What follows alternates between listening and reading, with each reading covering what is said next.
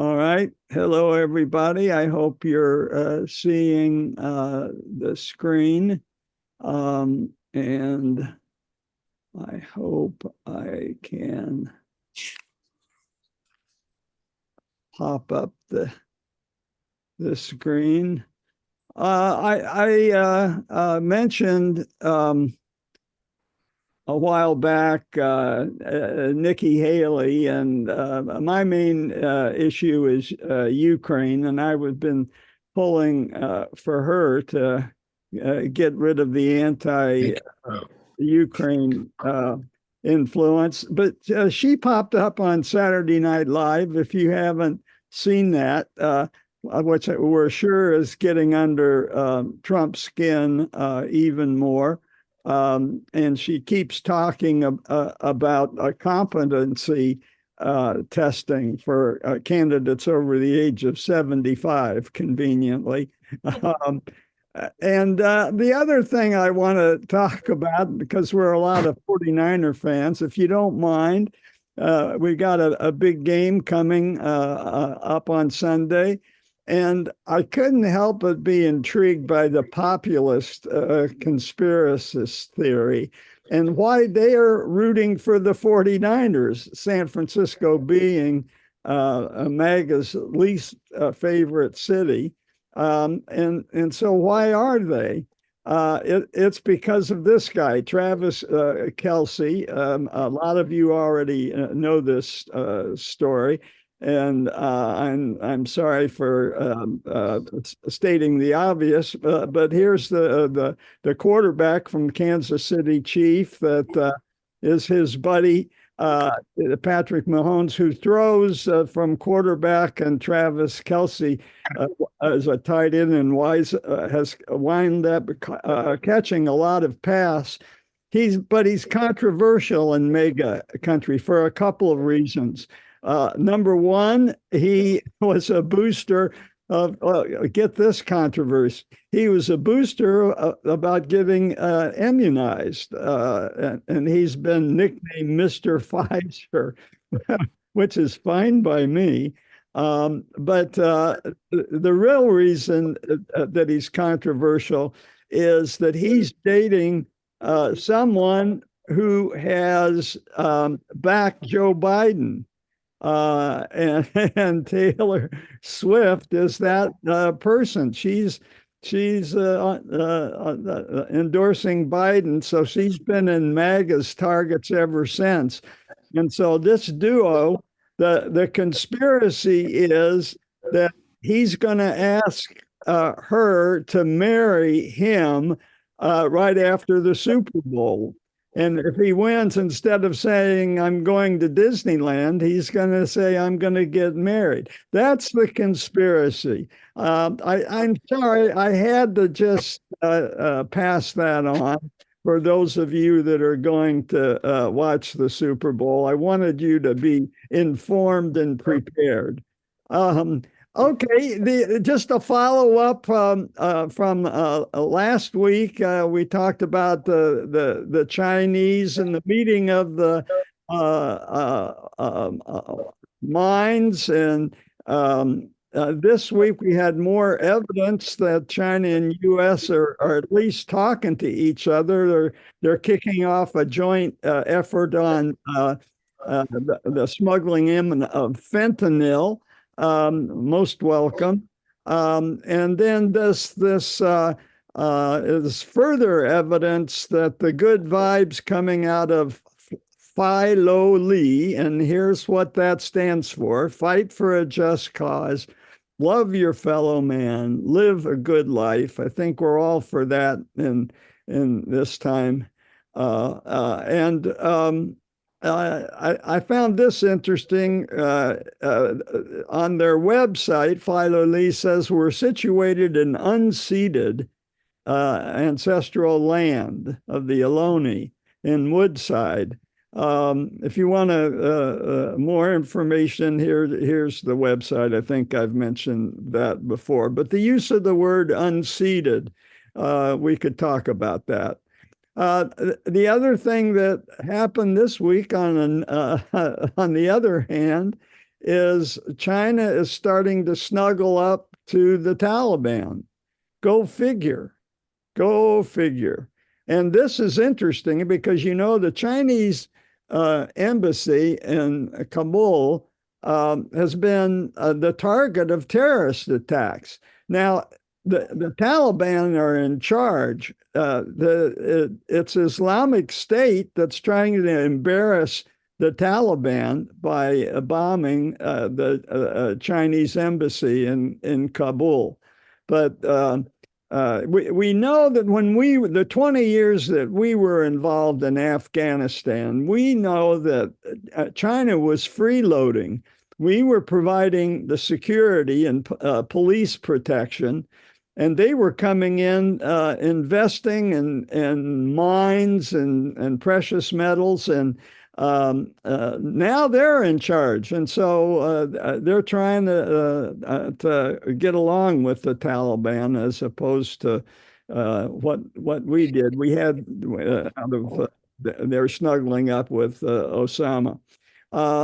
Now, this is interesting. So China is cozying up at one end of the Silk Road to the Taliban. At the other end of the Silk Road, they're not doing much to keep the waterways open. You would expect, and they on occasion have cooperated with the United States in policing the international waterways, but they're kind of sitting on their hands as the Houthis here in Yemen are bombing this choke point for shipping that's going right on up here to the Suez Canal. That's a problem. This is the Red Sea is a very strategic waterway. We see on the other side, on the West Bank, the civil war in Sudan is important to keep this waterway open. So that's why the civil war in the Sudan is relevant. Just like the Sinai was relevant in 1956, when Israel partnered with Britain and France to try to take the Sinai away from Egypt and Abdul Nasser. And we said, no, the colonialism's over, you get out.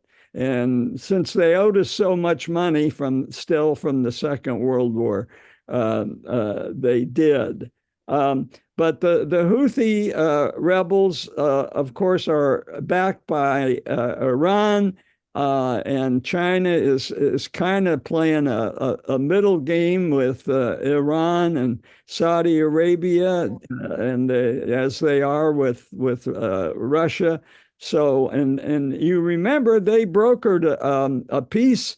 A reopening of negotiations between Iran and Saudi Arabia, which was a big prize, but that has been disputed that they really didn't add much value. They kind of blessed it at the end of the negotiation, but they haven't stepped up in this current crisis, and it's interesting. Because there was a movie that was a blockbuster in China 6 years ago called Operation Red Sea. And in that movie, China protects the Red Sea from terrorist attacks. And here they are, it's happening in real life, and they're not doing much. So the Suez traffic right now has been cut. You read different statistics on that, but it's been cut a lot. And insurance is usually the stumbling block.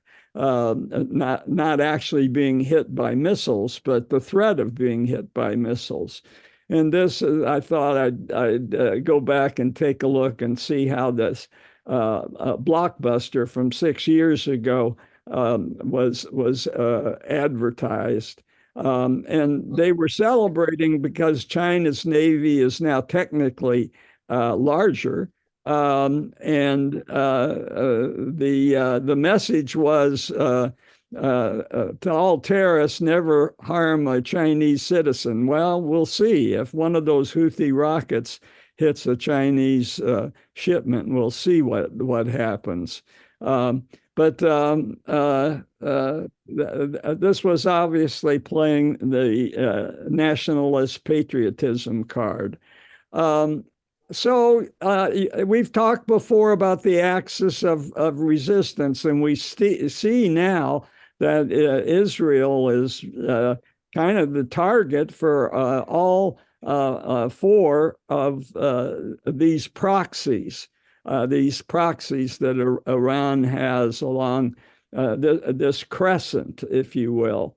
And of course, we gave them influence in Iraq by getting rid of Saddam Hussein, and now the Shiites are fully in charge, whereas Saddam Hussein had suppressed them. So, and geopolitics is a complicated, multi-tiered chess game. So, Jim, I think we were talking about this new multipolar world and getting along with China, and it was very similar multipolar world 100 years ago. And Jim Teisel reminded me of the Guns of August. And that got me thinking a little bit more about the similarities. There have been a number of books about what went wrong and why we didn't prevent the First World War. And this book, The Sleepwalkers, the author, an Australian, goes against the common wisdom that Germany bore the main responsibility. And he was a German historian, and his theory about German guilt was first put on the table scholarly in 1961. But this book, The Sleepwalkers, which was from I think 6 or 7 years ago, said no single country did it. It was just everybody was sleepwalking and contributed. But my favorite book is Margaret MacMillan. And for those Anglophiles here, that name is familiar from the 1950s, Harold Macmillan. Well, she's related to him, and she is a Canadian historian, and she's written a number of books, excellent histories. But the one that she wrote on World War I is the war that ended peace, and there's one particular chapter in there that really got me thinking. It was called Dreaming the Peace. And she says American pacifism had deep roots in American history before World War I. And I'm scratching my head. Wow, what? And many examples. And she talks about the Quakers and Andrew Carnegie, but the Quaker businessman that overlaps with my personal life is Albert Smiley, who sponsored an annual conference on international arbitration at Lake Mohonk in upstate New York. And I have a really good childhood friend from the third grade who was transplanted to New York City, been there for 50 years. And she goes up to Lake Mohonk. It's been with her husband until this last year. Unfortunately, he's gone. And so Lake Mohonk. And so we went there to celebrate their 50th wedding anniversary. I guess it would have been about, help me, Aiko, 5-6 years ago. And we stayed here. This is Lake Mohonk, and this is the resort that this guy, Albert Smiley, developed. And this is where the arbitration conferences took place, the international arbitration conferences. But Albert had a twin. And I went into the library here in the original lodge and spent an afternoon. They've got a little museum in the corner of the library, and learned a lot about international arbitration and the peace movement before World War I. And in the meantime, we had a lot of fun hiking the grounds and eating very well at Mountain House. But here's the thing that also interested me. The Smiley twins got their start looking for justice for the American Indian, namely the Iroquois in upstate New York. And Albert Smiley was appointed the first head of Indian Affairs, the Bureau of Indian Affairs. We liaison very closely with them in the Indian Health Service. And the first thing that they did was start an annual conference for the Iroquois to get them justice that enlarged the focus and became this international arbitration location, 300 successes. Anyway, every once in a while, history just reaches out and grabs you by the throat. All you have to do is pay attention and pick up rocks and look under things, and you find, just like Carol did in the old town in good old Lafayette. Anyway, also contributing to that in America elsewhere is just the progressive movement in general that was also took in the peace movement under its wing. And there were traveling lecturers back in the day, 100 years ago. There's a particular series called the Chautauqua series, a circuit of public speakers, and one of the greatest ones was William Jennings Bryan, who was part of the pacifist movement. Yeah, and he was called the Prince of Peace. And so you got to remember the progressive movement, and he was a populist. The populism meant something totally different than it does in the current context. Bryan ran for president 3 times, failed, but he was Woodrow Wilson's Secretary of State, and he sponsored these negotiating arbitration initiatives. He called them cooling off treaties. And 13 treaties had been negotiated by him by 1914, but Germany refused to join, and the war started, and he resigned. But not before there'd been a couple of disarmament conferences at The Hague. And one of his biggest critics, of course, was Teddy Roosevelt, who called Brian a human trombone, a fool.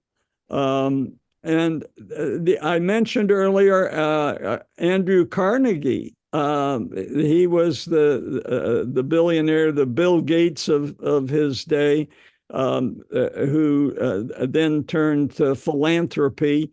And here is a cartoon of Carnegie, who was Scottish, trying to get the attention with his bagpipes after a disarmament conference, and which failed. And so here's the piece, who's disappointed that she couldn't get an agreement. All the countries are leaving and retrieving their weapons from the cloakroom.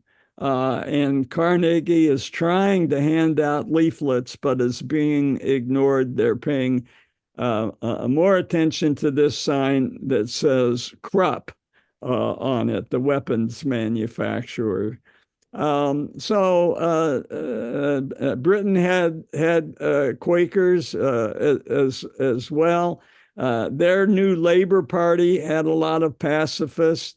In France, the pacifist movement was strong, and public opinion on both France and Europe was on the side of the peace. And as was a strong part of the press, the liberal press. And interestingly, from my point of view, the Economist was one of those magazines that devoted a lot of time to the point of view of arbitration negotiation. And in France, it was mainly the teachers' unions and other civil organizations, what we call non-government organizations today. And so moving forward here, the reason that I got on this is a week ago, just out of the clear blue, two different sources of information, the New York Times and the Economist, came at me with, hey, wait a minute, there might be a grand bargain in the offing. Our sources tell us, right? And okay, so these are guys with their ear to the ground, and both of them were somebody was leaking and was talking about a new possible grand bargain, and the columnist for the New York Times is a name that's familiar to some of us, and I think some of you have quoted Thomas Friedman in the past. His big first step was this 1999 book, The Lexus and the Olive Tree, talking about the tension between the drive for prosperity and development, symbolized by a Lexus, versus the desire to retain identity and traditions, symbolized by the olive tree. And of course, we have that same dichotomy in this country. Thus, that's what's feeding our polarization. What did Friedman say? He says, hey, the Biden doctrine, so he gave it a name, could be the biggest strategic realignment since Camp David, when Jimmy Carter got Anwar Sadat and Menachem Begin to sign a deal. But he says it's a tricky piece of machinery. that there are three tracks that have got to be coordinated and they've got to work together, and sort of like preparing a Thanksgiving meal. All the different foods have to be done at the same time so it can be served. And they've got to succeed. Otherwise, Iran is going to continue to make mischief with its proxies. And Israel, their right wing, has got to be controlled. They have no plan for the morning after an armistice. And this was brought home when we reviewed Fareed Zakaria's interview about the collapse of the Oslo Accords and how tragic that was. And so it was the right wing, particularly settler extremists, who, first of all, committed an atrocity at the tomb of Abraham and Sarah, and secondly, one assassinated Yitzhak Rabin. Those were the and so who's going to control Israel's right wing and the settlers in this deal? And if you've heard Thomas Friedman interviewed in the last 3 months, you know he's a very angry man at how long the West Bank has been allowed to fester. And so the first track is to keep Iran in control and stop them. And we're in the midst of trying to do that very thing right in Yemen that we just looked at. The second track is basically to renew the Oslo initiative for a Palestinian state, the two-state solution, which Netanyahu has opposed since the beginning.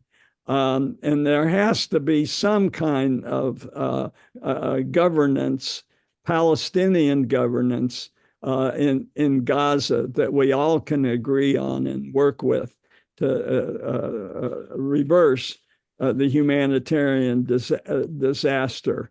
And any agreement, two-state agreement, has to have an ironclad guarantee that the new state will not be a launching pad for an attack on Israel.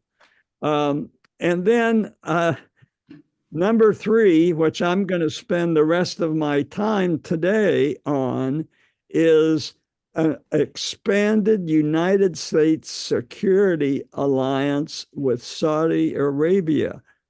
We know before the atrocities of October 7th that Saudi Arabia was on the cusp of recognizing Israel, which is why the October 7th atrocities took place, probably to stop that. And the interesting thing is, even now, Mohammed bin Salman, MBS, as he's called, is described as a man in a hurry. He wants to get this process going again. And part of the normalizations with Israel is a renewal of the United States-Saudi relationship, which has a 100-year background. And I want to get into that history because it's fascinating.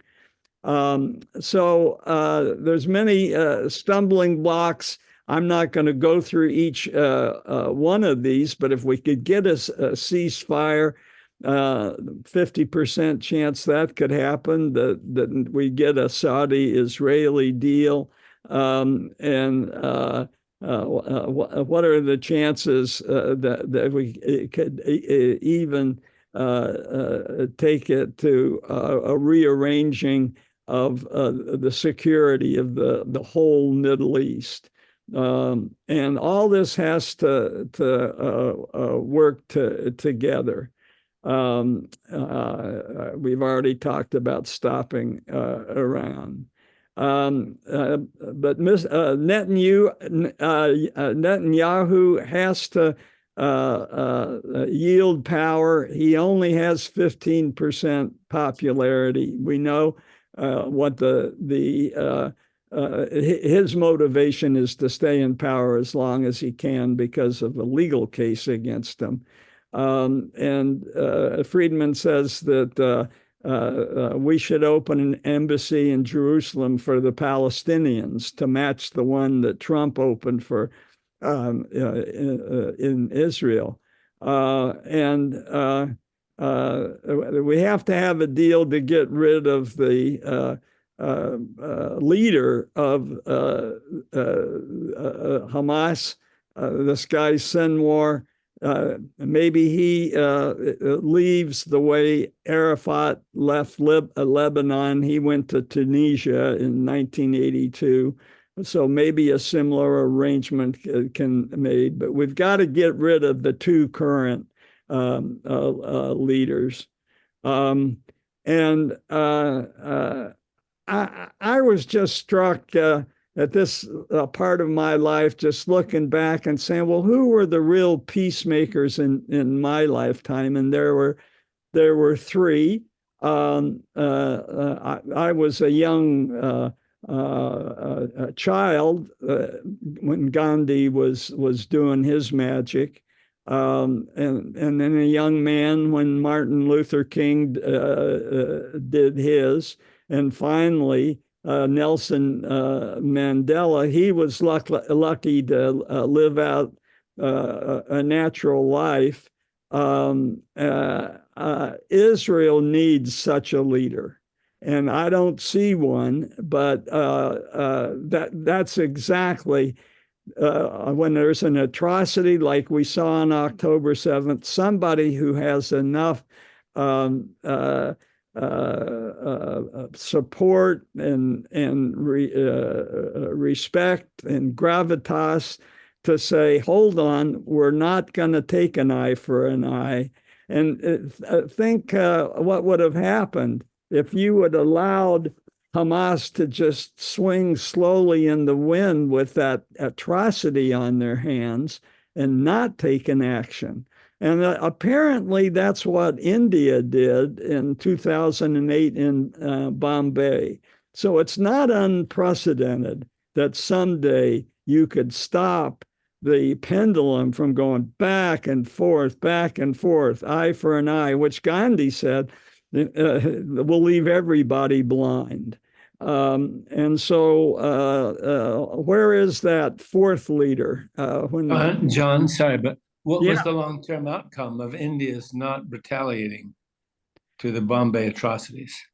So it did not escalate, and it diffused the situation.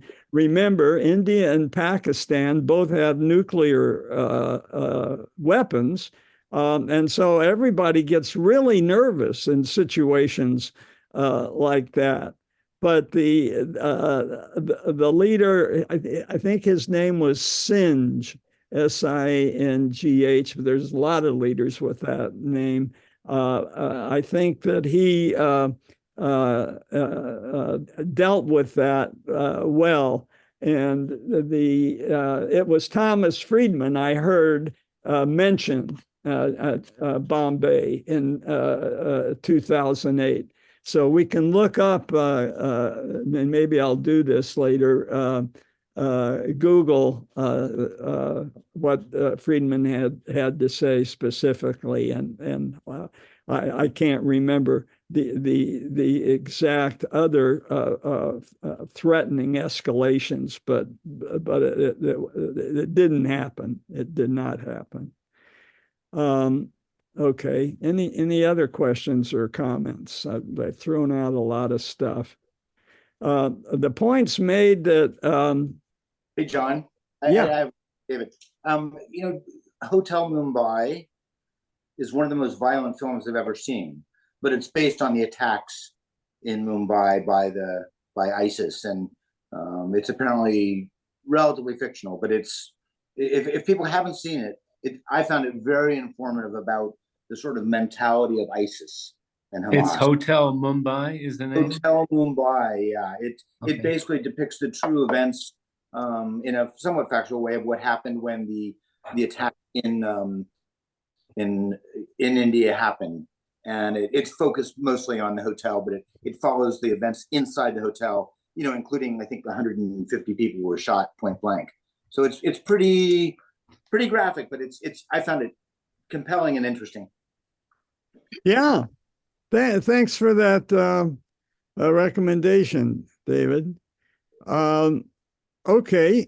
Johnny? Yeah. One comment.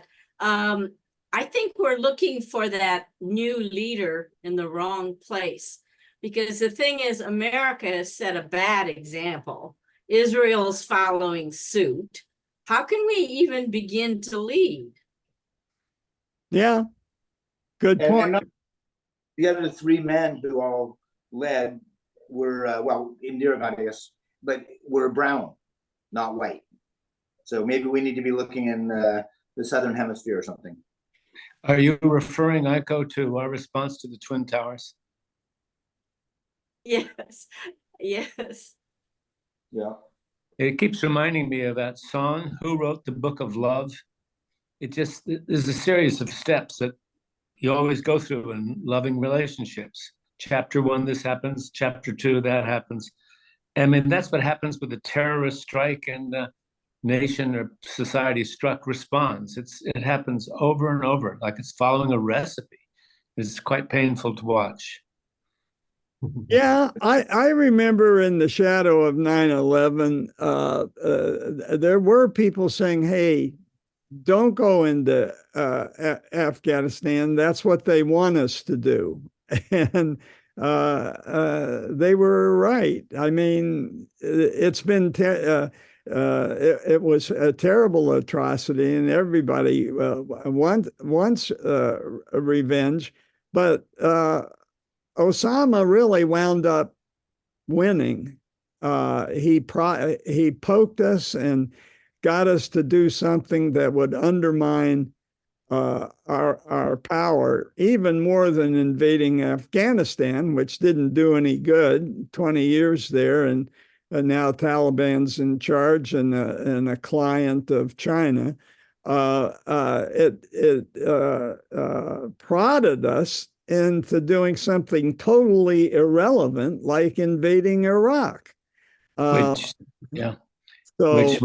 served Iran's interests wonderfully. As we just saw, yeah. John, interesting. I can tell a brief story. I was actually in England on a lecture tour when 9/11 happened, and it was middle of the afternoon, and so we were watching the events. I was at a computer geek guy who was the head of the NHS computers, and we had 3 big screens, and he had BBC One, BBC Two, and we watched while we were on for half an hour, and then we saw the second plane. And this is with a lot of, educated Britons. And there was a sentiment that I'll briefly say is, the Americans kind of deserve this, which was certainly nothing one could hear in America, but, the arrogance of America, in Afghanistan and in Iraq is, as Homer, I think you said, painful to watch. But it was just interesting that and at the same time there were flags flying, and I couldn't come home for a week, and America was preparing for war already. So just interesting the perspective we have of just this side of the pond. Well, and our son Tim, the youngest one, he was in Brazil when 9/11 happened. And we got no sympathy from the Brazilians, he said. You know, the same thing, you deserve it. And, you know, when you think about it, 3,000 people were killed on 9/11. We have killed over 250,000 people. So what's the ratio there? You know, the same thing in Gaza, you know, it's gotten out of hand. Yeah, yeah, and I think the numbers are far higher. I heard that for Iraq it was more like 1 million women and children who died. That's terrible. And 8 million who lost their homes, became refugees. Yeah, no, a sad business. But I don't want to cut this off, but I love it when we talk about something. We all got something to say. And so, any other comments? So it's kind of a paradox, but October 7th may be a nidus for something to get done, the same way that the Yom Kippur War was, that led finally to Camp David. That gave Sadat the victory he needed and gave him enough credit that allowed him to go and negotiate. So who knows? It's too bad that we didn't get the next step of the Abraham Accords, but it totally ignored the fate of the Palestinians on the West Bank. And I think Mohammed bin Salman, MBS, is going to have to come up with something that Israel finds acceptable for taking care of the Palestinians. Okay, so I think we've done that pretty well. As I said, the Economist came along and lent its endorsement, basically said the same thing, mutual recognition of Israel and the Palestinians, underpinned by American guarantees. And so the odds of a hostage deal right now, 50%, and they say the odds of following a hostage deal, Saudi Israeli grand bargain, another 50%. So you multiply those two and you get a 25% chance of success, which is higher than I thought. You'll remember when Fareed Zakaria interviewed the two scholars, the historians, and at the end he said, "Okay, so here we are. What percent chance do you give?" And they were just saying 0 to nil. They didn't have an idea at that time, which was 2 months ago. But now that it's been allowed to marinate and mold, maybe people like Jake Sullivan on our side are coming up with ideas. Henry Kissinger did. The realists did. Let's see. All right. I don't think this adds anything new. I think our conversation really talked about this already, so I can skip it. This was the Abraham Accords that really brought Semites together. After all, they're both Arabs and Jews are Semites. The language isn't that totally different. And they're in, the Semites are in traditional tension with the Persians. And that goes back to the time of Cyrus the Great, 500 years before the Common Era. So where the question is, does ethnicity trump the nation state? And we'll see if the Abraham Accords can be folded into the Oslo Accords, and you come out with a synthesis of these two accords. That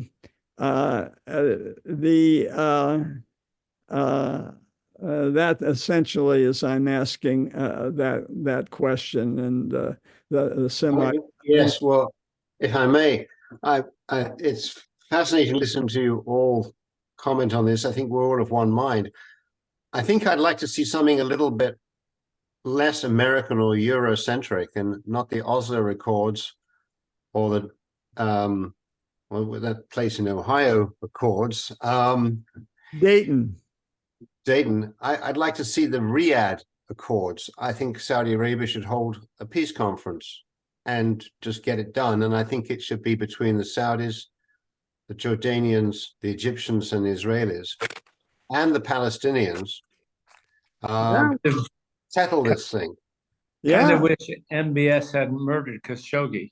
Would have helped Well, to stand. that's unfortunate, but in the context of all the lives lost, I would just, and I will spout a not very popular comment that was just one life, and we'll have to get over that.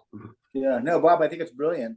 And we were just saying, I'm here with a friend that, you know, it's exactly what the Hamas was afraid of, is that there would be such an accord that would bring together Saudi Arabia and Israel in particular. So in a way, you know, embracing that would be, right? Yeah, that's more or less what I was saying. Yeah.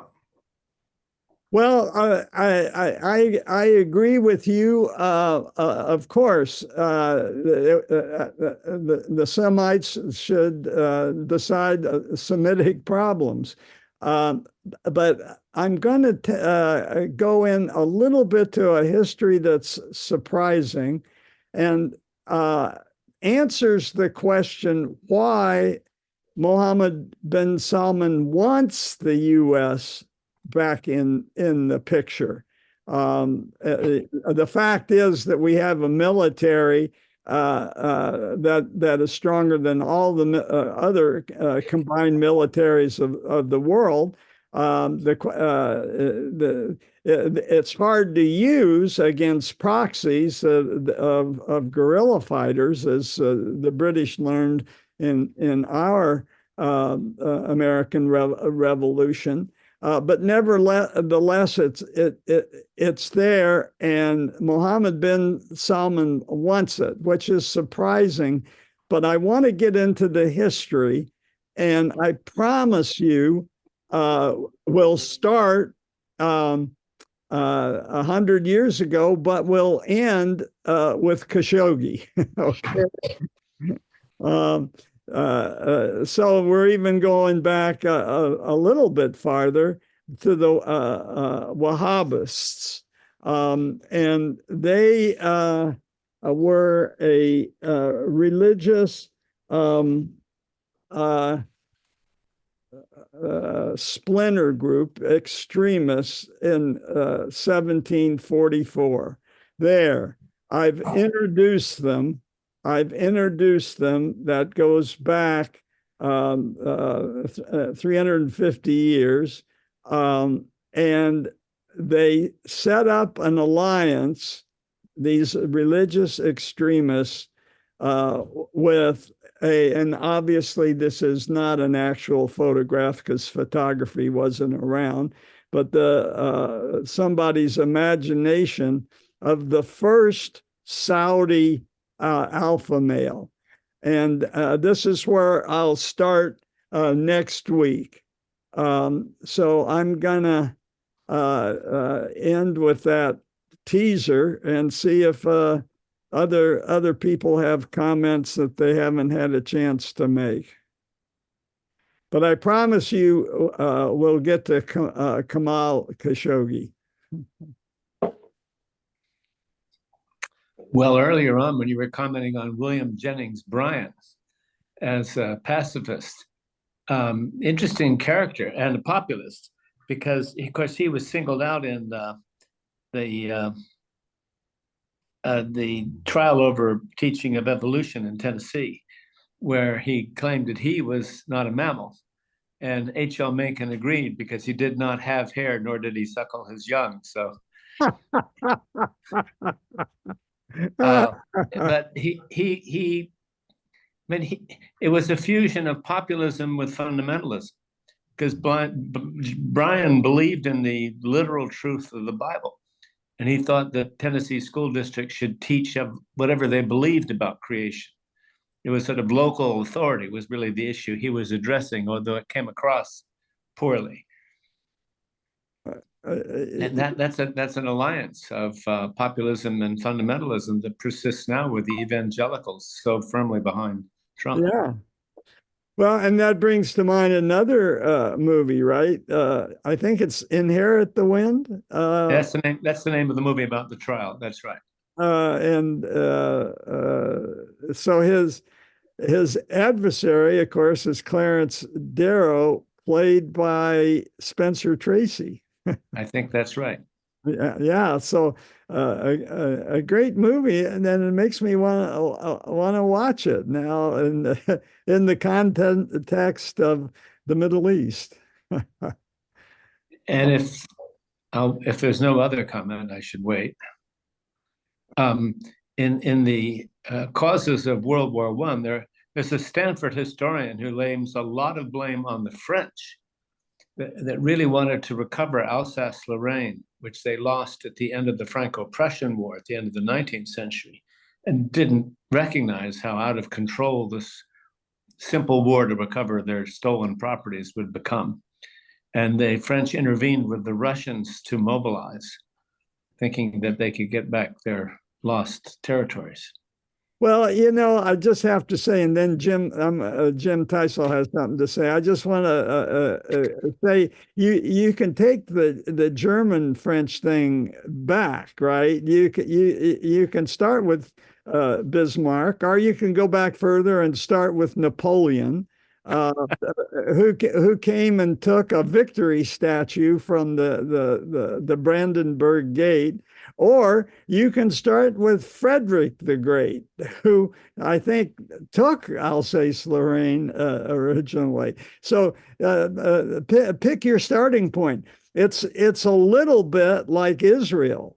Where do you want to start with Palestine? Yeah, Jim, you've been waiting patiently. Well, that's me. Well, Inherit the Wind made me think of before next Tuesday comes Monday, which is February 12th, the significance of which many people remember Abraham Lincoln's birthday. But there was another famous person born on that day who was Charles Darwin. Oh, okay. And not only that, they were born in the same year. Okay. So there's William an interesting side bit there. All right, February 12th. Yeah. 1809. 1809. Yeah, okay, David.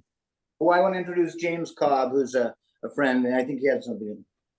I'm going to comment on the Thomas Friedman plan, the three-part plan, which I think is unrealistic and essentially favors one side over the other. And all these things of 50% and so on, like you said, are very dubious by other experts and so on. You know, I happen to be Jewish, barely, but anyway, I think Jews today are in more danger than they were before Hamas attacked. And I think it's Israel's response. On college campuses all over the United States and Europe, which are people of the future, there's a huge amount of sympathy for the Palestinians and anger for the Israelis.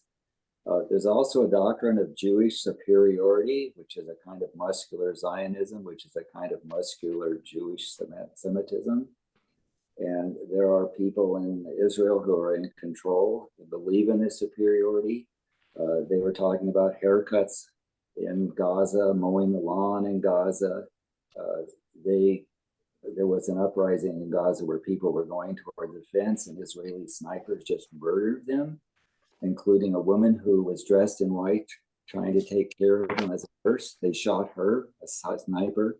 There's and then the settlers, the real problem, I think, is the US kept shipping armaments like $3 billion a year to Israel as they started building settlements 20 years ago. Right. That was a violation of international law. And that's the beginning of this problem. Israel's not going to give up the West Bank. Right. One of the things is the biggest source of water in Israel is the West Bank, literally the West Bank of Jordan, the drainage area. So they're stuck with that. And, you know, and Netanyahu's trying to keep out of jail. So it's just a mess. And it's going to, I hope it works out the way Friedman says, but I don't think that's realistic at all. Okay. That's enough for me. Yeah, for now. All right. Yeah, no, the 25% is a low number. It's still a low number, but it's higher than the 1% that Fareed Zakaria got. But who knows? It is a mess, and the smart money is it remaining a mess. Yeah. Right now, there are young Gazan men who are joining Hamas. Right. Today, yesterday, and tomorrow. Right. They're all being recruited over and over again. Yeah. They're picking up the weapons that the dead comrades have left, right, and they're fighting the Israelis. Right. We are our own phoenix and sort of creating our own fire. You know, and what's the war machine there and here? You know, it's Nicaragua, it's Afghanistan, it's Vietnam. It's not a new story, is it? We have a leftist radio station. Let's see what somebody else has. Okay. All right. Whew. Tough. I saw a ray of hope and presented it. Now it's that ray is pretty dim. So I hear what you're saying. Well, but John, you're right to point to the alternative, how bright that other ray is, which is dimmer yet. So we'll see. Watch this space. Okay, guys. I'll see you next week. Yeah, I want to hear about that long-term follow-up to the Bombay atrocities, because I've wondered what would happen. I mean, you would think the political leader who says, I'm not going to retaliate, would end that person's career immediately because of the demand for reprisal, for justice. One would like to think that attacking within 2 days or a week, as happened with Israel and us, also should be thought about just in terms of the repercussions and what is the plan. You know, the military runs this country in a way, and we Eisenhower warned us of this 70 years ago. He sure did. I think I agree with you in the ideal world, but I think we live in a world that's driven by major powers. Israelis could have just turned the electricity off and just let the Gaza and Hamas. Yeah, there were other options. Yeah. All right, John, thanks so much.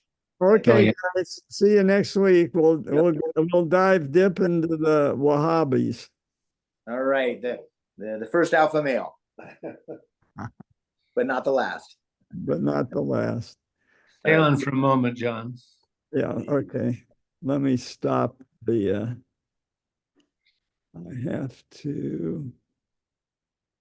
How are you, Homer? Oh, I'm doing better. Thank you, Aiko.